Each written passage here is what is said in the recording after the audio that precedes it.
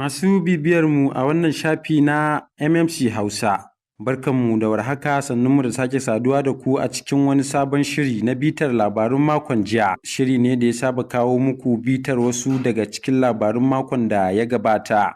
To a cikin labarun na yau, ƙungiyar gwamnonin Najeriya ta yi Allah wadai da hare-haren da 'yan bindiga suka kai a jihohin Kwara, Katsina da kuma jihar Benue.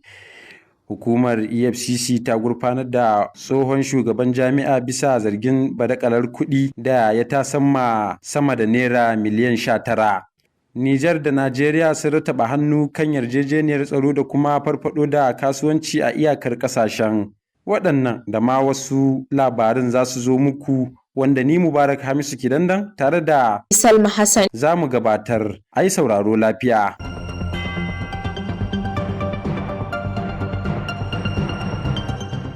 Ƙungiyar gwamnonin Arewacin Najeriya ta yi alwadi da kashe-kashen mutane a jihohin Katsina, Kwara da kuma Benue, inda suka kwatanta hakan a matsayin rashin imani kuma cin mutunci ga ƙasa.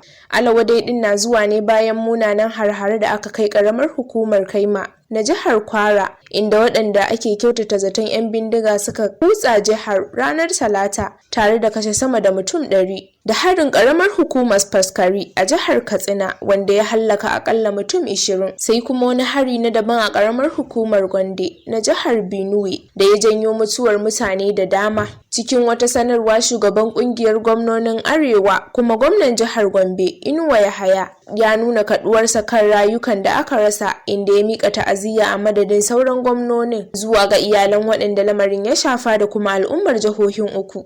Mai alfarma sarkin musulmi Alhaji Muhammadu Sa'adu Abubakar na uku ya yi gargaɗin cewa yin watsi da matasa na iya ƙara tsananta rashin tsaro, shaye-shaye da sauran matsalolin zamantakewa. Yana mai jaddada cewa ƙarfafawa matasa na da matuƙar muhimmanci wajen tabbatar da kwanciyar hankali a ƙasa. Da yake jawabi ta bakin wakilinsa Farfesa Sambo Wali Janaidu a wajen ƙaddamar da wani shirin ƙarfafa matasa a Sokoto, sarkin musulmi ya ce ci gaba da zuba hannun jari a koyon sana'o'i, kasuwanci da tsarin shawara zai rage aikata laifuka ta hanyar shigar da matasa da ba su aikin yi a cikin ayyuka masu amfani.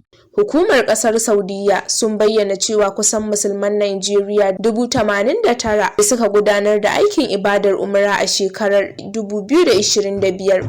Inda kashi 92 cikin 100 suka shigo da bizar umra. Ministan Hajji da Umra na Saudiyya, Dr. Tawfiq Al-Rabi, ne ya bayyana hakan a wani muhimmin taro da aka gudanar a Abuja tsakanin hukumomin Najeriya da tawagar Saudiyya. Ya ce jirage kusan 420 ne suka tashi daga filin jirgin sama na ƙasa da ƙasa na Sarki Abdulaziz da ke Jidda domin tallafawa ayyukan umra na 'yan Najeriya.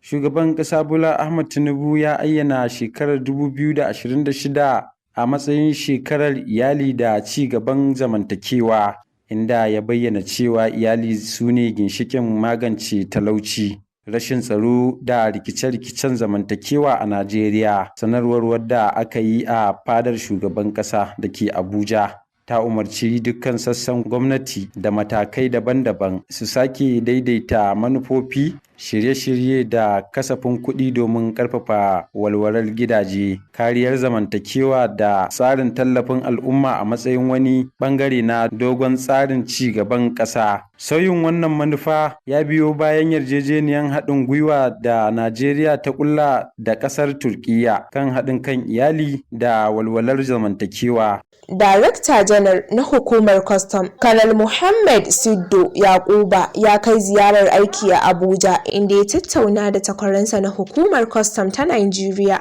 Bayan wani zama tsakanin wakilan ƙasashen biyu, an rattaba hannu kan yarjejeniyoyi don ƙarfafa tsaro a iyakar ƙasashen don sauƙaƙe da farfaɗo da harkokin kasuwanci a manyan hanyoyin shiga da fita tsakanin ƙasashen.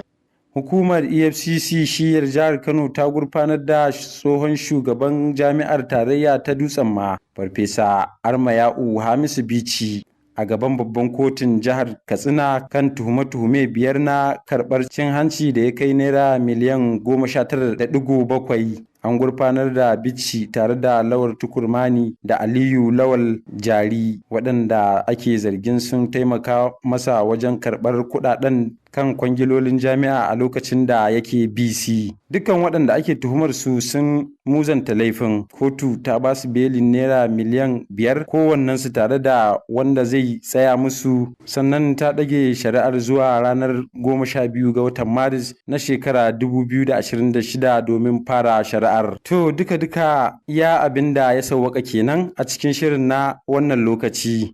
Sai dai kafin mu yi sallama da ku ga bitar muhimman kaninsu. Ƙungiyar gwamnonin Najeriya ta yi alwadai da har-haren da 'yan bindiga suka kai a jihohin Kwara, Katsina da kuma jihar Benue. EFCC ta gurfanar da tsohon shugaban jami'a bisa zargin badakalar kuɗi da ya tasamma sama da naira miliyan 19. Nijar da Najeriya sun rattaba hannu kan yarjejeniyar tsaro da kuma farfado da kasuwanci a iyakar ƙasashen. A madadin editan da ya tace labarun Abdullahi Marabar Jos, ni Salma Hassan tare da Mubarak Hamisu Kidandan muke cewa mu kasance lafiya.